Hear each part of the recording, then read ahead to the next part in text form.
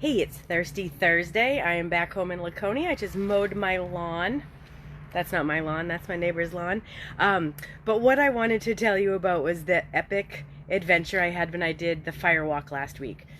You may or may not know, I was at Tony Robbins' live event, Unleash the Power Within, in Dallas, Texas, and the very first night is a fire walk.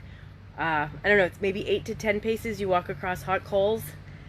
And what he does beforehand is prep you in a way that you shift your physiology, right? You get into a heightened state.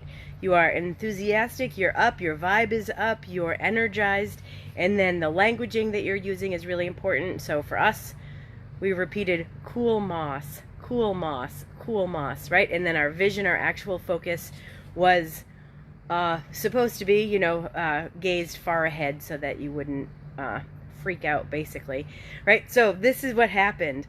I was walking on those hot coals, and my big toe and your pointer toe, is that a thing? No. I gripped a hot coal, and it hurt a lot, and I knew it hurt, but I couldn't do anything about it, so I kept walking.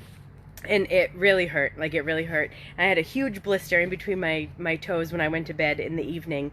And I was mad at myself because I've done this fire walk before, and I would say it was almost breezy the first time around. So right before I was going to sleep, I crawled into bed and I asked for an answer in my dream, which I do pretty regularly. You can tap into your subconscious if you're asking a very specific question. So I asked, show me why I held on to that hot coal. Like, what is this teaching me? What do I need to learn? Clear as a bell, right? Resentment. Oh! So my subconscious knew it was happening. So holding on to that hot coal is like holding on to resentment. Hello! So thinking about it, because of course I had to overthink it following that, like, oh my gosh, this is everything I teach, of course. So holding on to that hot coal is like holding on to resentment. I am the only one who's getting burned, right? So it is so important for us to start to practice forgiveness, to let go of those old hurts. And the best way to start to practice forgiveness, is to practice compassion. So how can you view situations differently that you can start to practice compassion? Because I promise you, holding on to that hot coal in between my frigging toes hurt, and I don't want to hold on to resentment because it only hurts me. And look at that, Emily Clement, you have a deck about this, a card about this. So forgiveness starts with compassion. So what I want you to do, or you do whatever you want, but for me, I know that I don't want to hold on to that resentment. That hurt like hell. It really did. It was uncomfortable. The blister was disgusting. Be so lucky that I'm not showing you on my toes right now. And I want you to just really get in touch with what are the things that do and don't serve you, because if that kind of stuff is that you're holding on to, you don't want to, right?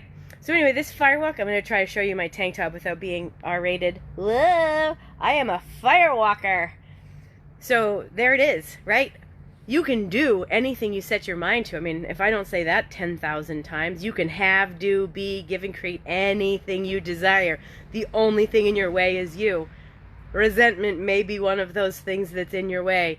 You want to clear your path so you can have goodness and greatness and love and joy and warm, smooth skin on your toes. Mosquito time.